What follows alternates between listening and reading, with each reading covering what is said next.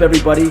Rant and Rich here, back with another one. So I quickly wanted to recap my betting results for this past weekend's event, UFC 243. It went down in Melbourne, Australia, and it was headlined by Whitaker and Adesanya. I'm sure most of you guys watching this right now have seen the fight or at least know the results, but I'm going to get into all that. I'm actually going to start at the first fight and then go up to the main event, and I'm going to give all the winners, and I'm going to kind of tell how they did, and then I'm going to tell you how I did. If you guys were paying attention and taking notes, you probably already know whether I made a profit or whether I lost some money. But anyway, enough with that. Let's get going. I'm going to quickly run through this event and we'll see how I did.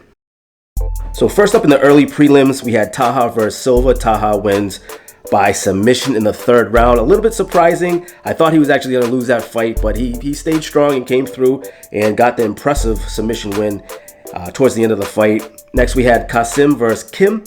That looked a little awkward, a little weird. It looked kind of like they were both asleep at one point. At least Kasim had some energy to her. It was a little strange that she went to touch gloves and then that flying Bruce Lee kick right before they touched. Maybe she thought they touched or something. I don't know. It was a little strange. It kind of seemed like a cheap shot, but then she got her ass kicked. Kim was a little slow to get started, but she ended up winning. I can't really say anything negative about her. Won by TKO in the second round. Probably due more to Kasim being gassed out and some of her confidence being gone. But nevertheless, a win's a win. Congrats to Kim. Moving on to the prelims. Now, most of these were decision fights, but the first fight that I had on my parlay was Anderson. I thought this was going to go to decision or over 2.5 rounds, and it didn't. She beat Farron in the first round by submission, very impressively. Now, I did not see this happening like I saw it happening. I did kind of crap on Anderson a little bit. I said she wasn't worth a minus 500, I believe. She was a pretty heavy favorite. She proved that I guess she was. I can shut my mouth now. Not to say Anderson blew me away or anything like that, but I mean, there's nothing negative I can say. First round submission. She did very, very well that night, so got to give it to her. Moving on to Riddle and Malarkey. Riddle won by decision on that one. It's a pretty decent fight. Potter and Pitolo. Potter wins by decision on that one. And then Jake Matthews versus Ackman. Jake Matthews squeezes out the decision win. Didn't do as well as I thought he was going to do, but the judges saw it for Matthews to win, so got to give it up to him. Moving on to the main event, we had Tafa versus De Castro. De Castro came in. I also had him on my parlay. I probably should have taken this one, just a single bet, but I didn't. I wasn't too confident in him. I know he was on Dana White's Contender Series and looked really good with those leg kicks, but wasn't sure. This is the big stage. This is the real deal, but he looked really, really good. He beat Tafa in the first round by TKO. Weren't many punches thrown, but he gets it done. I had him on my parlay. He's actually the only one that won on my 3-fighter parlay. I'll get into that in just a second. Moving on to Jameu and Lima. Lima gets the decision win on that one. That was a pretty cool fight, pretty exciting fight. A little bit of back and forth. Tuivasa, it was next. He was defeated by Spivak. Now, he was the other guy that I had on my 3-fighter parlay, and I thought he was going to win. I thought he was going to knock him out, but he actually loses by submission in the second round.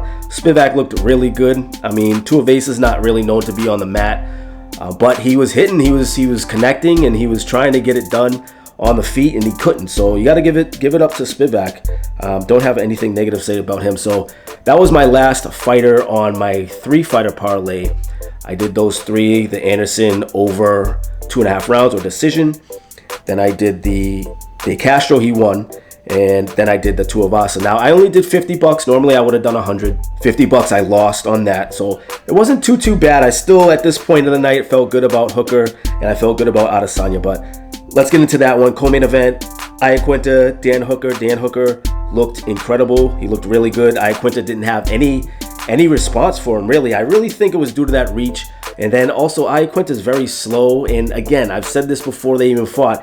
He's very stubborn when it comes to the boxing. I know he did try to take Dan Hooker down, but like I said, again, Dan Hooker, he's got some good takedown defense.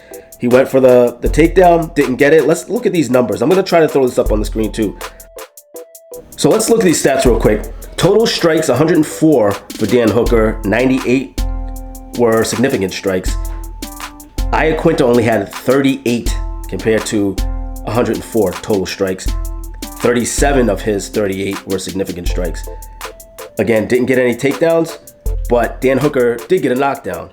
So All in all, I mean, unanimously, he just won the fight. It really wasn't a competition. It was exciting at times, and I'm glad Iaquinta got that fight to kind of prove himself. But yeah, had that one. Dan Hooker, I believe it was 160 to make 100, and I ended up winning. So at this point, I'm up $50, feeling good going into the main event. Let's get into that one. Robert Whittaker versus Israel Adesanya. Wow, Adesanya looks really, really good. I thought Robert Whittaker was going to do more than he did. Of course, you know, octagon rust. It's a real thing. He looked okay, but he just didn't look the same. And even before the fight, I thought he looked a little stale. And I'm not sure exactly why. I'm sure I'm going to get comments for this, all the Whittaker fans out there. But yeah, Adesanya was just pumped up. He got in there. He got hit a few times, but you know, he ate him. He took him. I thought this fight was going to be over when the horn went off, which was kind of weird. But the round was over. He did get knocked down. Whittaker got knocked down by Adesanya, but he gets back up, of course. And again, I thought the fight was over for a second. But then round two, I mean, he laid it on him. KO, TKO, finish in the second round. Looked really impressive. I mean, that's all I have to say. Robert Whittaker said himself he's not going anywhere, so I hope he's not hanging his head low. But a loss is a loss, and now he doesn't have the belt, and the new champion is Israel Adesanya. And I think, hopefully, because I like him so much, I think he's going to hold on to it for a while. So, and that was that. So at the end of the day, I made $150 for the night. That's pretty good. Not going to set the world on fire, but hey, it's better than losing. And of course, $150 is $150. If you add that in for the last event that I had, I think that was around 175 or 200, somewhere around there. Let's just call it 300 even though I'm sure it's more than that. The last two events, $300. So I'm doing pretty well. I wouldn't say I'm on fire because I've been losing some, but I'm still profiting at the end of the night. Now, I can't say the same thing about DraftKings. I'm going to let you guys know the winner. I said I was going to announce the winner. It was a $3 game to make 27, winner takes all. First place, the guy that got the pot, or the girl, whoever this is Cavallo 1, Cavalo.